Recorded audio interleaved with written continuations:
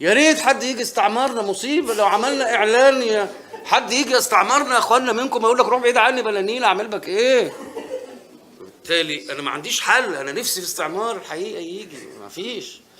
طيب يا استعمار ابعت بقى يعني كلف انت المره دي، يعني كلف انت المره دي، اعمل مدارس، خد المتفوقين في تعليمنا المتعسر والمتخلف واعمل له مدرسه، تعالى اعمل له مدرسه وعلمه على حسابك وعلى حساب الامم المتحده. Let's move on to our next question. It's from Kevin Peterson. Sorry.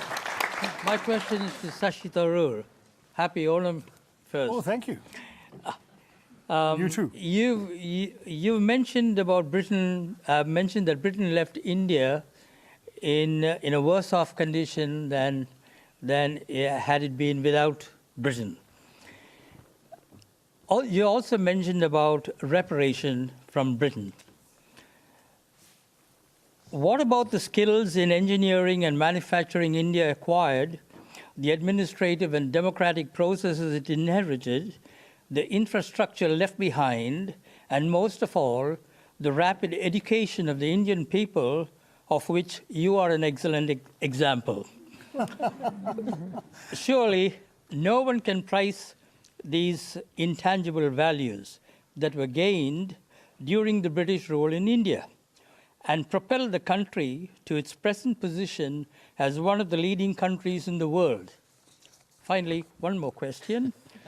I'm doing a Jeffrey Robertson here.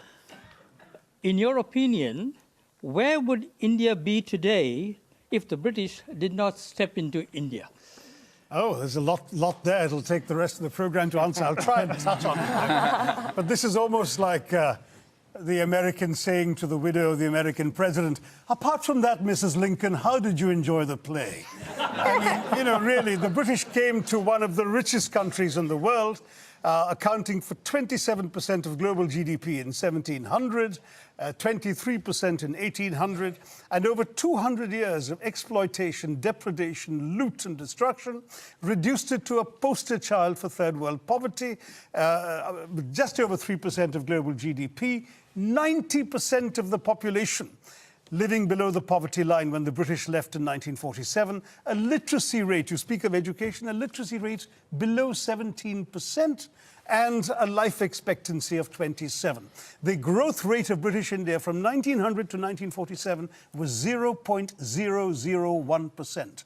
That's what they were doing while draining the country of taxes and resources. Education, my gosh, the British, the last thing they wanted to do was invest in educating Indians. Will Durant, the American historian traveling in India as late as 1930, pointed out that the entire expenditure of the British on education in India, from the nursery level to the highest universities, was less than half the high school budget of the state of New York. All the Indian institutes of technology, the engineering achievements you're talking about, were established after independence by the government of India. There is simply no comparison between the accomplishments of India rising from the ashes the British left us in and what was done in 200 years. I've given many figures. Just take one example, the textile industry, because India was a huge exporter of For 2,000 years, it was the world's leading exporter. What happened?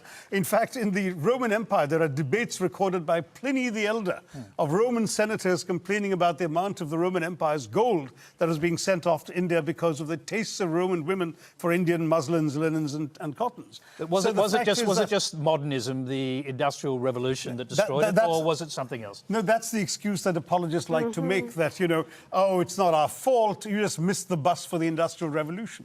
Well, we missed the bus because you threw us under its wheels, is what I tell the Brits. I mean, the fact is, in the name of free trade, the British came in and destroyed the free trade that had made India a leading exporter of textiles.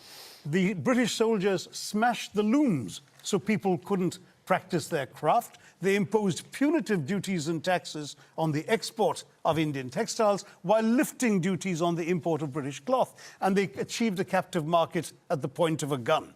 This is not exactly free trade, as you can imagine. Cities like Murshidabad and Dhaka in the subcontinent were depopulated. In one notorious incident, weavers had their thumbs cut off, so when the looms were repaired, they couldn't weave again.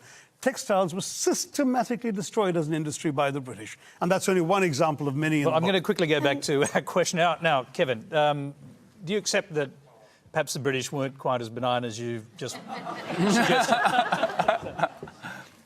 Please read the book, Kevin. There's a lot more there to substantiate. I've got the book. I'll bring Laurie in